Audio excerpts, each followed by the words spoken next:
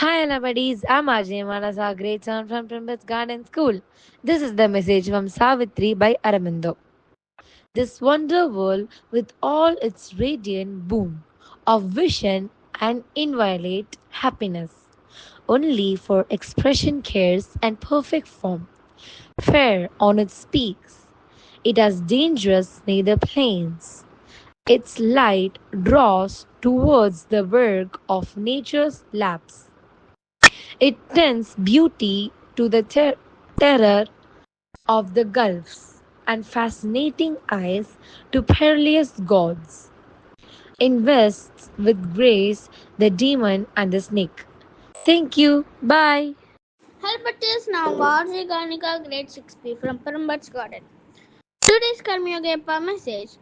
The physics collection the enders of life experience has parallel to literary dual extracting the knowledge of civilization.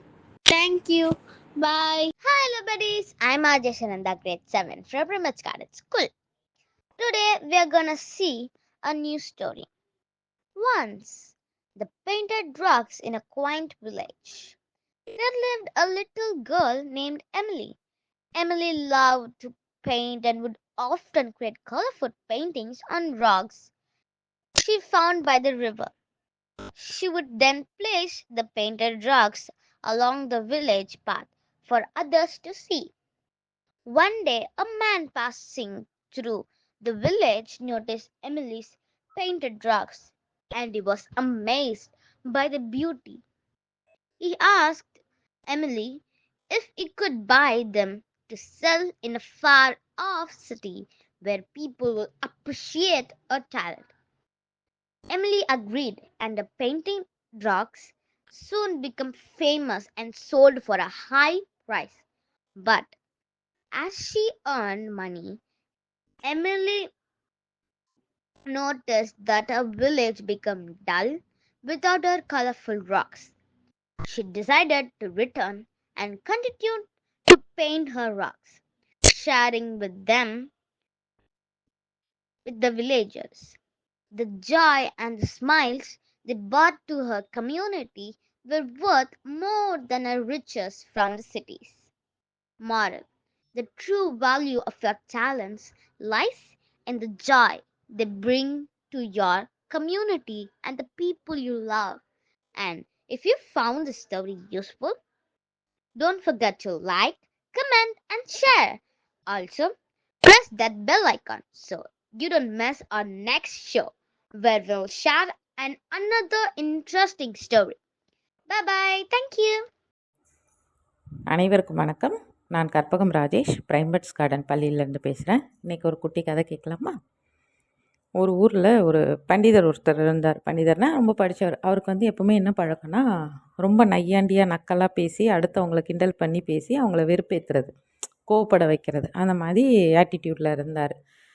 அவரை பார்த்தாலே யாருமே வாயை கொடுக்க மாட்டாங்க. இருந்தாலும் தேவையில்லாமல் நம்மளை டென்ஷன் ஆக்குவார் அப்படின்னு சொல்லிட்டு போயிடுவாங்க.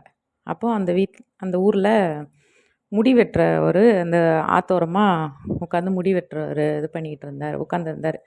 இவர் போய் அவர்கிட்ட சரி இன்றைக்கி இவரை வம்பிழுக்கலாம் அப்படின்ற முடிவோடு அந்த முடி வெட்டுறவர்கிட்ட போனார்.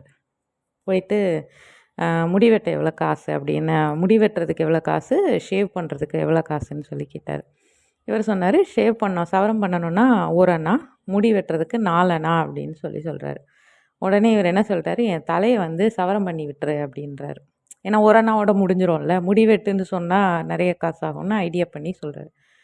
உடனே அந்த முடி வெட்டணுமா, சரி இவருக்கு இன்றைக்கி நம்ம தான் மாட்டினோம் போல், இவர் இன்றைக்கி பார்க்கலாம் என்ன சொல்கிறாரு பார்க்கலாம் அப்படின்னு சொல்லிட்டு சரி உட்காருங்க அப்படின்னு சொன்னோடனே ஷேவ் பண்ணி தலையை இது பண்ணிக்கிட்டு இருக்காரு. அப்போது பேச்சு கொடுக்குறாரு வேணுன்னு. என்னப்பா கத்திரிக்கோள் இது பேர் என்னன்னு கேட்குறாரு. இது கத்திரிக்கோள். கத்திரிக்கோளுங்கிற அது கத்திரிக்குது, கோல் எங்கே இதில் அப்படின்னு சொல்லி கேட்குறாரு.